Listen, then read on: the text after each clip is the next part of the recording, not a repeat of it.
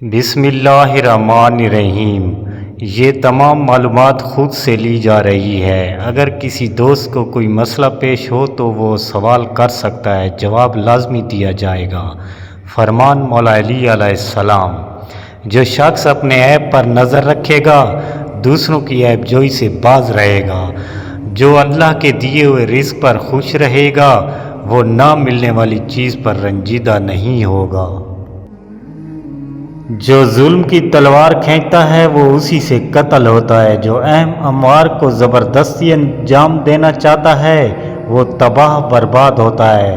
جو اڑتی ہوئی موجوں میں پھندتا ہے وہ ڈوبتا ہے۔ جو بدنامی کی جگہوں پر جائے گا وہ بدنام ہوگا۔ زیادہ بولے گا، زیادہ لرزشیں کرے گا، اور جس کی لرزشیں زیادہ ہوں گی اس کی حیا کم ہو جائے گی، اور جس میں حیا کم ہو اس میں تقوی کم ہوگا، اور جس میں تقوی کم ہوگا اس کا دل مردہ ہو جائے گا، اور جس کا دل مردہ ہو گیا وہ دوزخ میں جا پڑا۔ جو شخص لوگوں کے عیب دیکھ کر ناک پھونک چڑھائے اور پھر انہیں اپنے لیے چاہے وہ سراسر احمق ہے۔ فنات ایک ایسا سرمایہ ہے جو ختم نہیں ہوتا۔ جو موت کو زیادہ یاد رکھتا ہے وہ تھوڑی سی دنیا پر خوش رہتا ہے۔ جو شخص یہ چاہتا ہے کہ اس کا قول بھی عمل ایک جز ہے وہ مطلب کی بات کے علاوہ کوئی بات نہیں کرتا۔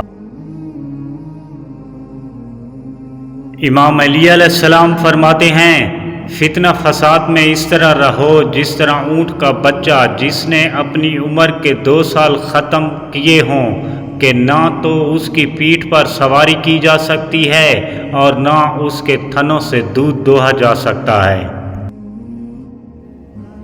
امام علی علیہ السلام فرماتے ہیں، آب فرزند میری وصیت کو سمجھو اور یقین رکھو کہ جس کے ہاتھ میں موت ہے اسی کے ہاتھ میں زندگی بھی ہے، اور جو نصب و نابود کرنے والا ہے وہی دوبارہ پلٹانے والا ہے۔